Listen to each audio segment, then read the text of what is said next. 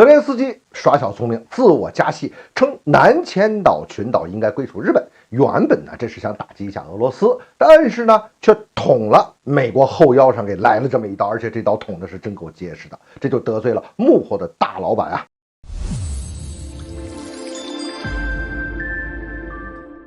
欢迎来到张斌观察，我是张斌。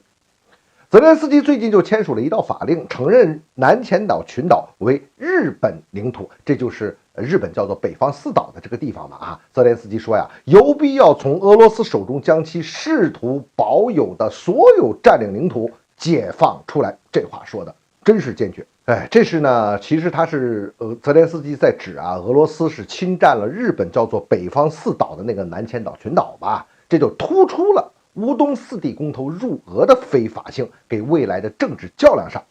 增加更多的砝码。但是这招要说起来，你看着好像是在打到了俄罗斯的软肋，可是呢，这实在是个臭棋。实际上呢，这是拆了美国的台，而且更要命的是啊，如果现在去动摇南千岛群岛这个归属这个问题的话，那么乌克兰现在可就是一个非法的存在，这是拆自己的台，挖自己的这个祖坟呐！也不知道泽连斯基这个历史常识是有点问题啊，还是真有点慌不择路乱来了。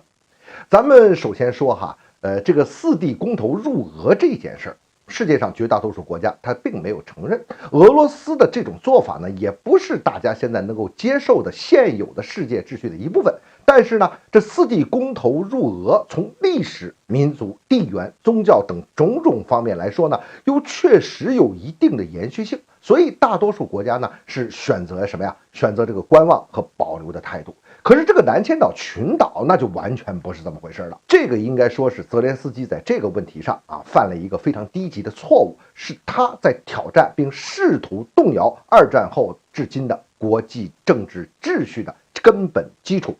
1951年的时候，美国和日本签署的那个旧金山合约的第2章中，日本放弃了南千岛群岛的这个领土诉求，而这个旧金山合约的依据呢，就是雅尔塔协定。而雅尔塔协定它说白了就是一个二战的胜利者世界巨头们的一个分账协议，是二战后至今的这种国际秩序的一个根基。那在美国主导之下，让日本放弃南千岛群岛，日本能有什么话说？作为和苏联的一种交换和平衡，俄罗斯自然也就继承了苏联这个框架。现在泽连斯基你非要说这地方是日本的，那不就是不承认这个雅尔塔协定吗？而不承认这个由雅尔塔协定而来的当今的国际秩序，这就是对美国在这捅刀子，也是拆乌克兰自己的台呀。更深的一层我们往下看啊，从历史上来说，它乌克兰本身它并没有以一个独立的民族国家出现过。比如说乌克兰现有的这个西部领土，那是二战的一个成果，那是从波兰那边划出来分给苏联，以获得这个欧洲这个平衡的。如果没有二战的秩序，今天的乌克兰它也就不存在了呀。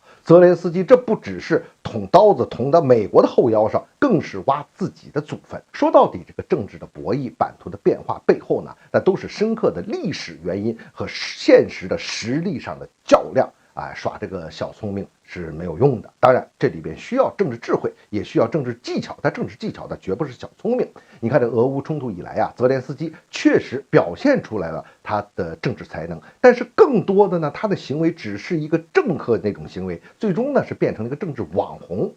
美国现在挨了泽连斯基这一刀，也不知道他心里会怎么想。